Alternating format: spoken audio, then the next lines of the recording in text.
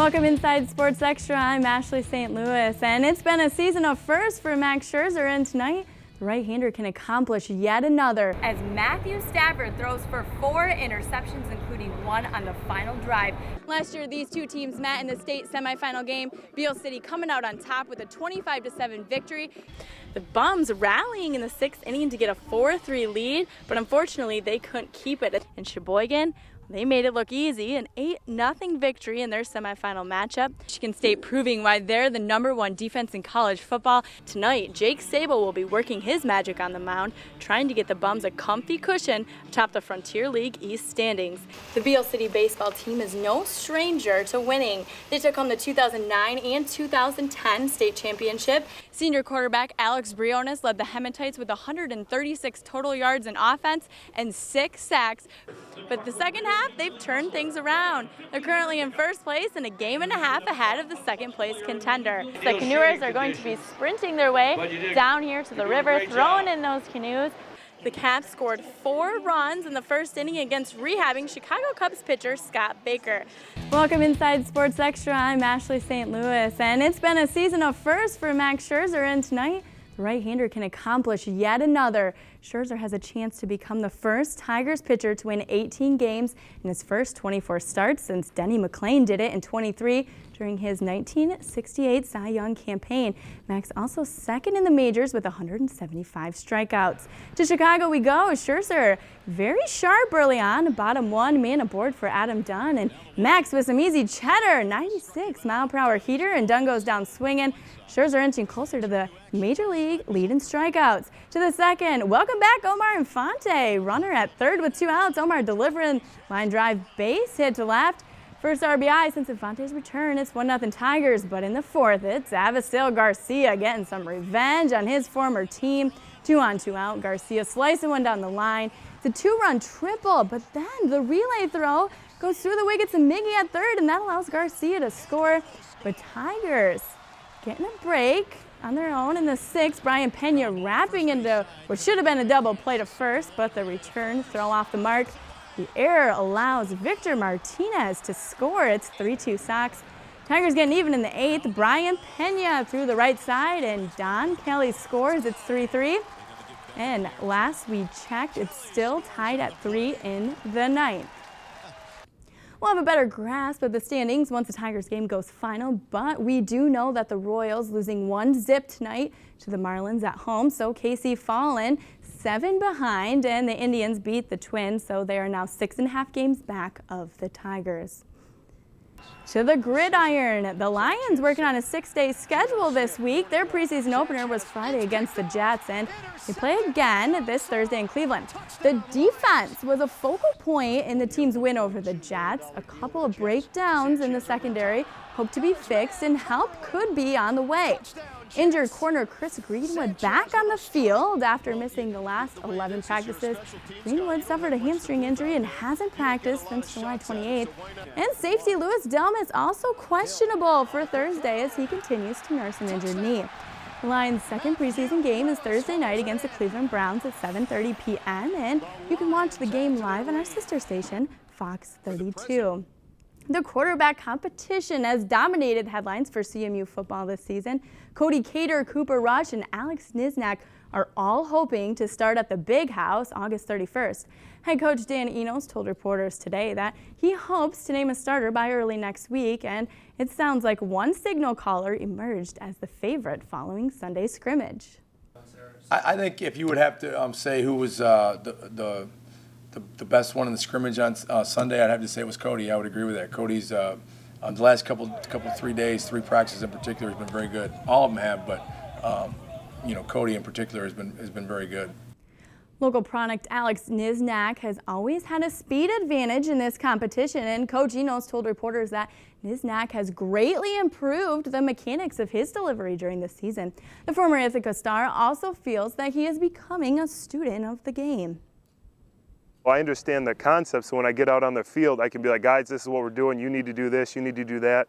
And it really helps me take a leadership role because I'm the guy that I know now. It's not like, well, go out and do what you do, and I'm really trying to mask that I don't know. Now it's like, you do this and you do that, and we can slide this protection, and really that knowledge base has helped. Nizhnak has been with the team for 2 seasons but has yet to see game action. To the high school gridiron, Glen Lake head coach Jerry Andrews is ready to have his boys back on the field after a disappointing loss to Shelby in the second round of the playoffs last season. And the 2013 Lakers are ready to make their own mark on school history. This is the 55th team in Glen Lake history. This is team 55. We don't care what 54 did. We don't care what 36 did. By the way, they won a state championship in 1994. But anyways, we don't care about that. And that's what these kids are doing. They want to leave their own legacy, and that's how they want to be remembered. The Lakers have a strong core of returning seniors who helped the team to a Northwest Conference title last season. This year, the Lakers are hoping for the reemergence of running back and linebacker Trevor Apsey.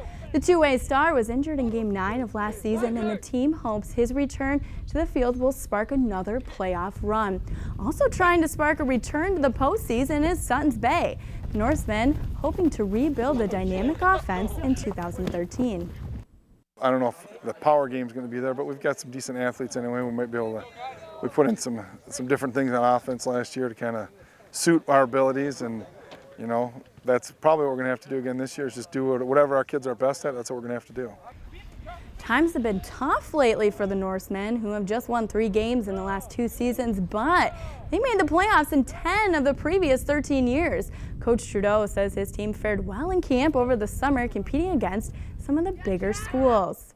To the Frontier League Diamond, the Beach Bums starting a series at Worthville Park tonight against the Frontier Grays, and Johnny Omahan had it rolling tonight. 7 strikeout innings and 5 Ks.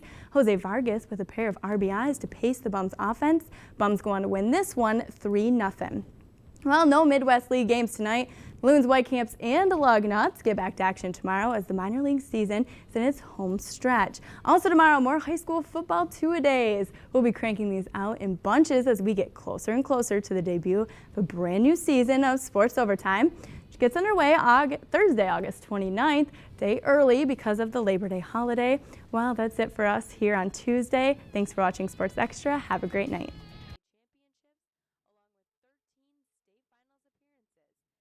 Growing up, you'd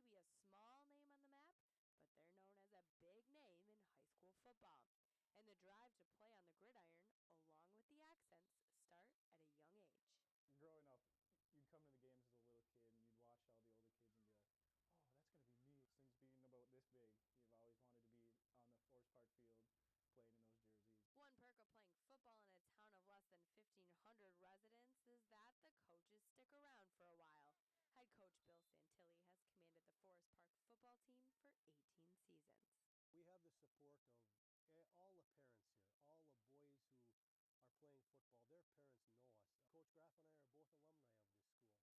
proven to be successful. That track record includes a Division 8 state championship in 2007 and 7 state finals appearances. And Santilli knows that he would not have this success story without the dedication of his players. Once the spring comes and the football field's ready to go, we're always out there running our plays just without pads on. So once season starts, we know them and we're ready to go. Coach Santilli told me that every year the team starts out with the goal of just making the playoffs, but because of the program's success, they do feel the disappointment if they don't make it to state finals. This year's team needs 2 more playoff wins before they can take the long 10-hour drive down to Ford Field. In Crystal Falls, I'm Ashley St. Louis. The ribbon was cut today as supporters from all over West Michigan came to cheer on some young baseball players. This is the debut of Miracle Field, a ballpark designed for children with disabilities. It includes 15,000 square feet and special turf for walkers and wheelchairs. Chad Bice brought his daughter, Emily. She has been looking forward to this day for weeks. Every day the question, is today game day, is today game day, and finally today was game day. So she's very much looking forward to it, and she had an outstanding time. Now batting for the Pirates, Brody Cole. It was created in memory of Nate Hurwitz. Nate was a junior at Forest Hills Eastern and in a wheelchair through most of his childhood because of muscular dystrophy. He was a member of the Miracle League Board of Directors and the heart and soul of Miracle Field. Last year, Nate unexpectedly passed away. This really was his dream.